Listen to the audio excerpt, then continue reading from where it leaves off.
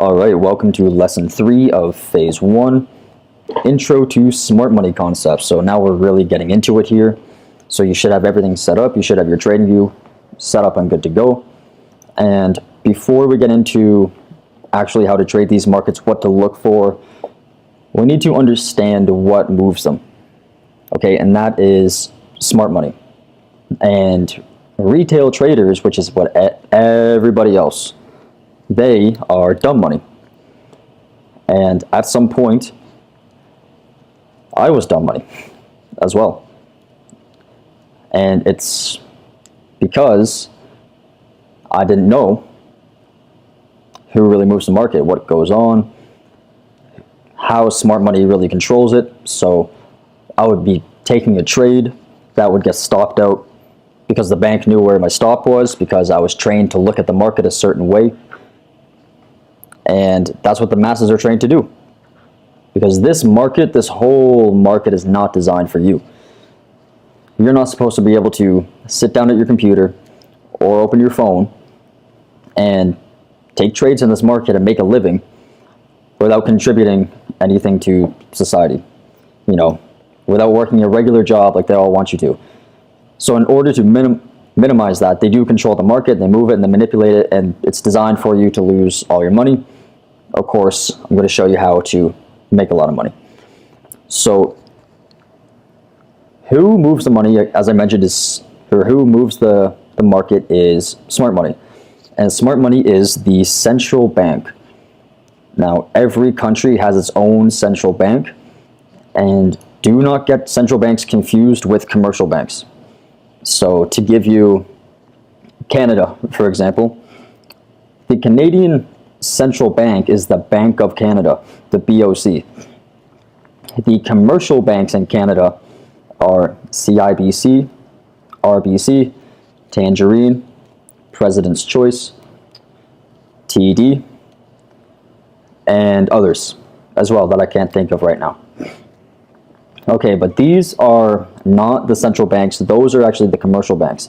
So what the commercial banks do is they have you deposit money. They lend out money. They let you deposit money, take loans as well. But the central bank is actually the bank of the banks.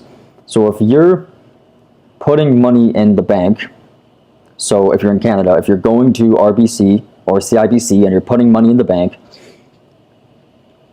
you're essentially doing what that bank does with the central bank. So the commercial banks are taking money and depositing it into the central bank, which would be the Bank of Canada. So the Bank of Canada are the ones that move the Canadian dollar. Okay, it's not CIBC, it's not RBC. They're not doing that. Okay, so they are underneath the central bank. Another example is the United States. They have the Federal Reserve, or the Fed. The Federal Reserve is the central bank of the United States. So any banks in the US, I myself am not in the US, so I cannot even list one. But if you are, I'm sure you know many. All the banks you know are commercial banks. And the Fed is the central bank, which is the bank of those banks. That's where they put the money. That's where they put their money. That's where they move money to and from through the central bank. So the Federal Reserve is the central bank that moves the US dollar. So any news regarding the Fed you want to pay attention to, whether it's, Fed Chair Powell, when he speaks, there's a lot of volatility injected into the market. FOMC, the news event, Federal Open, I can't remember the exact definition for it, but it has something to do with the Fed as well. So anything regarding that you want to pay special attention to, because that's going to be important. And how they move the market is, let's say, in order for price to go from here, actually, let's go from this low up to this high. This high right here. That whole stretch right there is billions and billions and billions of dollars to give the British pound, because it's in front, this whole chart's the British pound, to give the British pound strength in order to go up higher. So you don't move this market at all. Even people that aren't the central bank, that make a living trading Forex, that trade very large accounts, when they take a trade, nothing happens in this market. It takes so much money to move it that every single one of these moves is controlled. Okay, that's how you really know. You understand, because the best trader in the world that you know right now, that has a gigantic account and has trained himself to be able to trade that account, he still does not do a dent to this market. The only people that can move it this significantly is the central bank. And what they're doing is they're buying it. They're buying and selling, just like you. So in order for this to go up here, you know, they're buying British pound.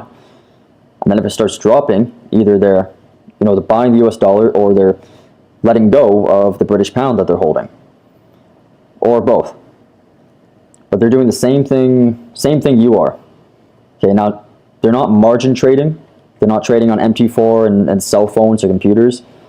Okay, they're doing it differently. They're using contracts, and it's all analytical data and numbers, it's a bit boring, and it's not really information you need to know.